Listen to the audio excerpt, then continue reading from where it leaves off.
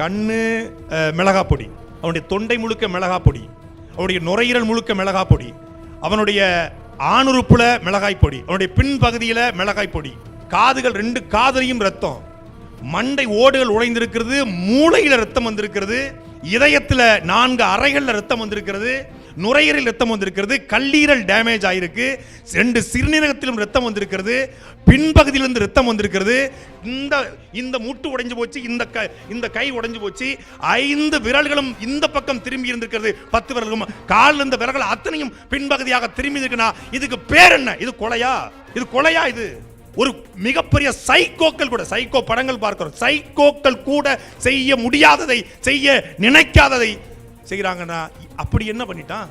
தமிழ்நாட்டில் செயின் பறிப்புகள் நடைபெறவில்லையா? தமிழ்நாட்டில் கொள்ளை இல்லையா? கொலை இல்லையா? திருட்டு நடைபெறலையா? எல்லா திருட்டுக்கும் இப்படித்தான் நடைபெறுகிறதா? அப்ப அதை தாண்டி என்ன?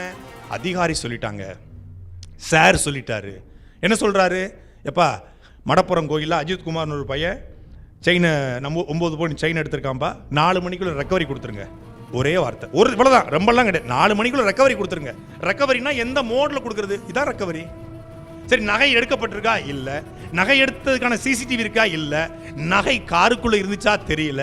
எந்த ஒரு பெண்ணும் தமிழ்நாட்டில் இருக்கக்கூடிய கோவிலுக்கு செல்லக்கூடிய, சர்ச்சுக்கு செல்லக்கூடிய, இல்ல ஏதோ ஒரு பொது இடத்துக்கு செல்லக்கூடிய, திருமணத்துக்கு செல்லக்கூடிய எந்த ஒரு பெண்ணும் சத்தியமா நகையை கழட்டி பைக்குள்ள வச்சுட்டு போக மாட்டா. எல்லாருக்கும் பெண்கள் நிறைய பேர் இருக்கீங்க. நகை இருந்தா நகை நம்ம போட்டு தான் போவோம், நகையை போட்டு தான் கோயிலுக்குள்ள போவாங்க. ஆனா இவங்க நகைய ஸ்கேன் சென்டருக்கு போனாங்களாம். ஸ்கேன் சென்டர் இன்னைக்கு ஸ்கேன் எடுக்க வேண்டாம், கோயிலுக்கு போயிட்டு ஸ்கேன் எடுக்கலாம்னு சொல்லி அவங்க அம்மா சொன்னாங்களாம். அதனால நகையை கழட்டி பர்சுக்குள்ள வச்சாங்களாம். திருமங்கலத்திலிருந்து மடப்புறத்துக்கு கிட்டத்தட்ட 40 கிலோமீட்டர் வண்டி ஓட்டி வைத்திருந்த அந்த நிக்கிதா அந்த மடப்புறம் கோவிலுடைய காவலாளிட்டு எதுக்கு வண்டியை கொடுக்கணும்? அது என்ன லீலா பேலஸா? நீங்க பார்க்கிங்ல போட்டுருங்க, நாங்க போயிட்டு வரோம். இல்ல ஐடிசி சோழா கிராண்டா? கோவில், நானும் கோவிலுக்கு போயிருக்கிறேன், நீங்களும் கோவிலுக்கு போயிருப்பீங்க, இல்ல தேவாலயத்துக்கு போவீங்க. எங்க போனாலும் நம்மளுடைய வண்டியை கொண்டு நம்ம இடத்துல போடுவோம். கோவில்ல கொண்டு போய் வண்டியை போடுன்னு சொல்றதுக்கு இவங்க ஒன்றும் கனிமொழியோ இல்லை நிர்மலா சீதாராமனோ இல்லையே. அவங்க கூட 4 பேர் வருவாங்க, ஒரு வட்டச்செலவு வருவாரு, அப்ப வண்டி எடுத்து போடுவாரு. இவங்க எப்படி சொல்றதுக்கான இன்ஃப்ளூயன்ஸ் பண்ற அளவுக்கான ஆள் இவங்க யார்?